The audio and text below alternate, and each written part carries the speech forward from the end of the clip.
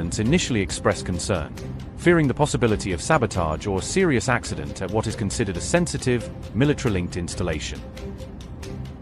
However, Toma later clarified that the blast was part of a pre-planned experiment and stated that no irregular incidents or unexpected issues had occurred during the test.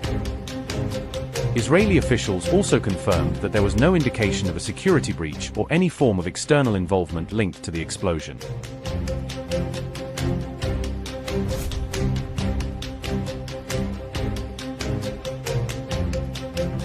Iranian state television broadcast live tutorials showing civilians how to handle AK-47 rifles. A rare public training initiative aired amid rising tensions with the United States. The state-run programs featured IRGC instructors demonstrating basic weapon handling, safety steps and combat preparation techniques aimed at non-military audiences. Segments included step-by-step instruction on rifle use, marksmanship fundamentals and field readiness routines, presented in a straightforward format that civilians could follow. In the program, the presenter also fired at the flag of the United Arab Emirates amid rising tensions between Tehran and Abu Dhabi. The unusual public training broadcasts have prompted questions among analysts about Tehran's internal security concerns and its intent in signaling preparedness to domestic and regional audiences.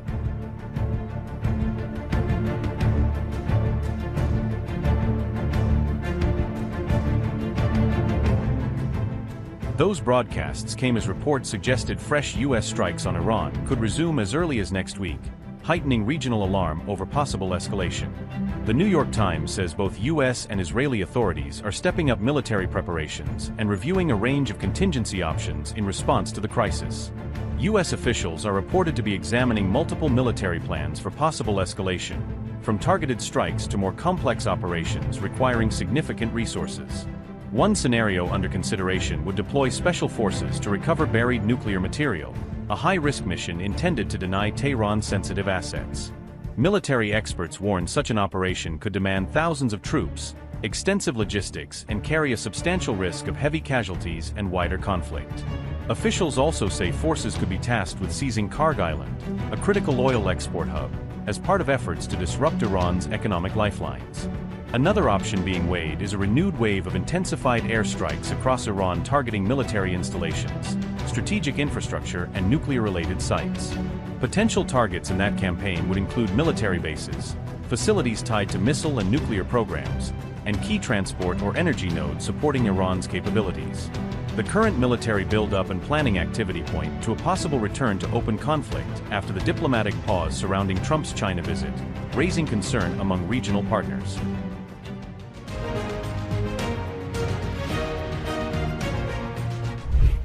Iran's parliament is reportedly working on legislation that could authorize a reward for the killing of the U.S. president. Reports say the Iranian government could offer as much as 50 million euros to any individual or entity that kills Trump. The proposed reward is being framed as retaliation for the killing of Iran's top leader and commanders during the war. The move was reportedly revealed by the head of Parliament's National Security and Foreign Policy Committee. Ebrahim Aziz said, and I quote, "We believe the vile President of the United States, the ominous and disgraceful Zionist Prime Minister, and the CENTCOM commander must be targeted and subjected to reciprocal action. This is our right. Just as our Imam was martyred, the President of the United States must be dealt with by any Muslim or free person. If any natural or legal person carries out this religious and ideological mission, the government is obliged to pay 50 million euros as a reward." Unquote. Trump has also survived multiple assassination scares, including a recent security incident in Washington. He reportedly escaped another brief scare after shots were fired near a reporter's gala last month.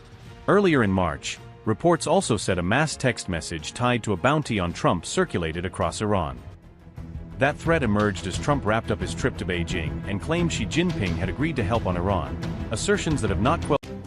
A massive mushroom cloud lights up the Israeli night sky, triggering panic as the explosion is seen from miles away. A powerful blast near a key Israeli arms facility sparks speculation and fuels rumors about possible a significant blast at a defense testing site, according to reports by RT. A powerful blast near Beit Shemesh caused concern among residents after bright fireball was observed lighting up the night sky across the surrounding area. Videos circulated by RT showed a large fireball followed by thick smoke rising high above the site, drawing widespread attention on social media platforms. According to reports by RT, the explosion took place at a testing facility associated with the state-owned Toma defense firm. The company is known as what is considered a sensitive, military-linked installation. However, Toma later clarified that the blast was part of a pre-planned experiment and stated that no irregular incidents or unexpected issues had occurred during the test. Israeli officials also confirmed that there was no indication of a security breach or any form of external involvement linked to the explosion.